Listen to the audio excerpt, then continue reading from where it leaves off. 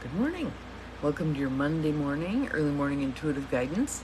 I'm Dr. Bonnie Nussbaum, here with some words of wisdom, hopefully to get you thinking and feeling about some things today, and maybe having some amazing conversations with others about these things. I was trying to decide exactly how to pitch today's message because there's so much in here that I think is very relevant for our times, and it hasn't really come to me yet, so I'm having faith and trust that however it's supposed to unfold, it will. Welcome to the two of you who are here. Oh, Jonille, good morning, good morning. And Peggy, good morning. Glad you two are here. My early birds. Oh, and Cindy, good morning. Welcome. Everybody's starting to pop in. This is good. And I really feel like today's message is one of those thoughtful, contemplative, powerful messages that if you have the opportunity to discuss it with somebody, that would be good. I think I will be discussing it with my accountability buddy and friend, Kayleen, this morning. Just interesting how things are unfolding. So let me give you a little backstory first, because I think it will put our card into perspective, but I want to show you the back of the card first. So those of you who know this deck, it's the Wild Offering deck by Tosha Silver, and this is Ganesh, who is the overcomer of obstacles. And actually, I'm going to add that to my journaling. I started journaling this morning at 5:53. First of all, I woke up at 3 something, went back to sleep, woke up at 4:44, and thought, that's important, 444. So I went and looked that up later when I got up, and it was clarity and decisiveness. Clarity and decisiveness. And as we know from our card previously, which I still keep on my desk because it feels like this is what I'm working through, that thicket of thorns, the uncertainty piece. Uncertainty. Where am I going from here? What is being asked of me? What is the path? Etc., etc. So I woke up this morning feeling, the word I put to it in the journaling was defeated and tired. Defeated and tired. And yesterday threw all manner of curveballs at me. Things coming up that weren't expected, things getting accomplished that weren't even on the list to get accomplished, things that were stressful and uncomfortable, like being up in the attic of the garage. It's, I don't know, was it 86, 87 outside? Can't get the windows open up there. It was stifling. It felt like a steam bath, and kind of got that claustrophobic closing in sort of feeling. So went to bed, set the intention, today I'll wake up refreshed, re-energized, etc., and woke up feeling crappy. But good morning, Abigail. Thank you for all the sunny stuff. I appreciate it. But again, the messages just kept flooding in. So what is it? It's 6:15 in the morning, and already there have been 4 messages relevant to this current thing. So there's our card for today, which I'll get to in a moment. But there was the 444, which was clarity and decisiveness. And there was also, I was going through a few emails just to kind of clear them out before I started my day. And today's Richard Rohr reading, he was sharing some part of the life story of James Finley.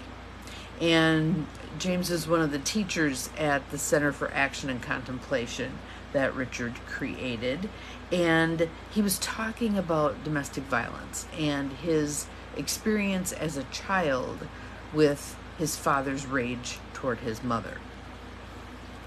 And he talked about that pushing him closer to God, and that he, at 12 years old, created a little altar in his bedroom to which he would retreat to try to sustain himself and get through this phase of his life that was so unpleasant. Good morning, Mel. Glad you are here. Welcome, welcome. So, the words that jumped off the page given the current situation I'm living, was God's sustaining presence. God's sustaining presence. And it goes on to say, and I just thought this was mind blowing. Let's see if it blows your minds as much as it blew my mind. There's 8 of you on here right now. My favorite number. God's sustaining presence, which protects me from nothing and sustains me through everything. Protects me from nothing and sustains me through everything. That blew my little mind. It goes on to say that there's a sovereign, silent presence that carries me forth into realms of clarity and fulfillment. And there are those words again, clarity and fulfillment, right? Enigmatic, paradoxical, transcendent. So I feel like a piece of what I'm moving through right now is that desire, that childhood wish that things could be pleasant, things could be fun, things could be enjoyable, and that life didn't have these trials, tribulations, foibles, etc. But I'm coming to see that in layers and layers and layers over the whole course of my life, continuing to come to see that the trials and tribulations are part of the process. It's like tempering metal. You heat it up, you pound on it, and it becomes very strong. Would that there were other ways? Yes, I would really like it if there were other ways, but here we are, and are not some of the most centered, strong, silently powerful people the ones who have been through the most shit? I think about many of the people that I treated over the years who were AA veterans. They had been in AA for many, many years, or NA, or any of the A's, OA, whatever. And the quiet strength within them, having endured what they've gone through, right? So, and that idea that we are sustained, supported, guided, even though we aren't always protected from the crap. Yes, survivors and thrivers. Rather than allowing these things to, yes, there's times when we do our white hot pity party, our 3-minute white hot pity party. Why did this happen to me? This sucked. It wrecked my whole life. On and on, however we're going to do it. But then coming to the place of, okay, this happened. It's part of my history. It doesn't need to keep influencing negatively my present.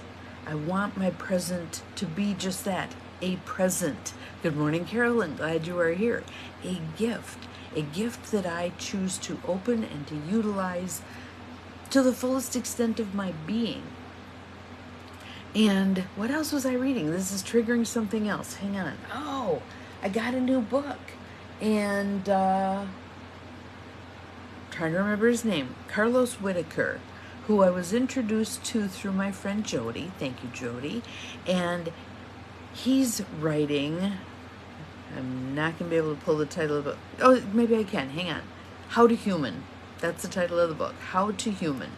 And he's talking about all of the demoralizing shit that we've been going through, whether it's 9/11, whether it's the 2016 election, whatever, all the things, and how we can allow them to serve a purpose, a useful purpose, to take off the blinders and really look at things. Is this who I want to be? Is this how I want to be? Is this how I want to conduct my life, given the gifts I've been given, etc.? So what I wrote at the very end was, it's all here when I allow myself to see it. It is tiring to navigate it. How will I allow God to sustain me? Spirit. I like spirit. That's much more comfortable for me. How do I allow my offerings back to be enough? So, lots to think about today. Lots to write about, I think. And I haven't even shown you our card yet. I don't even know how many minutes in we are already, and I haven't even shown you the card. feelings. Feelings. So this is from, just so that those who want to reference it know, The Wild Offering deck by Tosha Silver. And our card, I always like it when the card is the one that matches the cover. I don't know, it's probably a little OCD thing. Feelings. So let's take some breaths. Nice deep breath in through the nose, out through the mouth.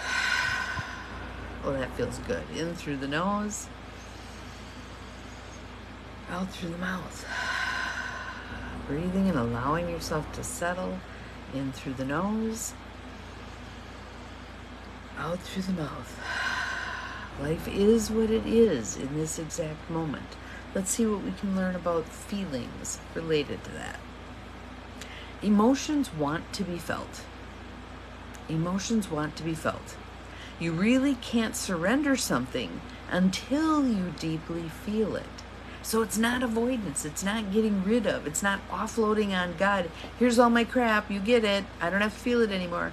No, it's truly feeling it and allowing Spirit to sustain you through those feelings, through the valley of the shadow of the death, through the dark night of the soul, through the slogging, through the mud and the yuck and the whatever. That's turning it over, is actually letting yourself feel it as deeply as you need to feel it for it to be transformative. How's that? How's that sitting with you? Kind of make you want to scream and go, ee! Yeah, I get it. But allow me, dear divine, to offer all emotions to you, feeling them fully so they no longer hold me captive. Let me read that again. Take a breath. Allow me, dear divine, to offer all emotions to you, feeling them fully so they no longer hold me captive. Think about it. What are the emotions that hold us captive? Oftentimes fear is a big one. Thank you, Cindy, for posting that. I appreciate it. Oftentimes fear is a big one. And for women, oftentimes anger is a huge one. We don't want to let ourselves get in touch with our anger because it scares the crap out of us, right? So this is saying, allow me, Spirit, to offer all these emotions that are troubling to you and to feel them fully, knowing that I am sustained and supported throughout feeling it. And then they can't hold me captive anymore. Wow. That's big stuff, isn't it? So, my hope for you today, yes, thank you, Cindy, for posting the book. I appreciate it. And again, what I love about Carlos Whitaker is how real he is. R-E-A-L, that 4-letter word. Yes. And we need to transcend that. We need, lack of self-worth. There we go. Yes, all the stuff. And again, we weren't birthed into this world to be small and insignificant and avoiding things, feelings especially, and not offering up our gifts for ourselves and others. That we're put here to do those things, to be present, to fully engage with life, to be the real us, warts and all, dark side and all, owning it, claiming it, so I can claim that I tend to be loud and obnoxious and sometimes kind of thoughtless and blustering ahead and banging my head against walls that it'd be really smart for me not to bang my head against, and blah, blah, blah, blah, blah, all this stuff, calling things out that people don't want to have called out. But to me, it's important to put it on the table. If we have the pink elephant shitting all over the living room, let's take a look at it. All those things. That's the real me. And do I irritate people? Absolutely. Do I have people who get very angry at? Yeah. Yes, ma'am. You betcha. And it's tiring and it does get discouraging trying to be the real us. Nonetheless, it's important that we do it anyway.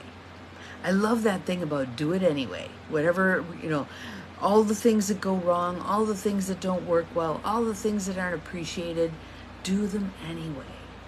Be who you really are. Show up fully you. And if someone rejects that, know that it is not a rejection of who you really are. It is their inability right now to see your light. Their inability to see your light, which is the God light, which is spirit light, which is the divine energy in all of us. I feel like a preacher here. But I think this is so important. So important.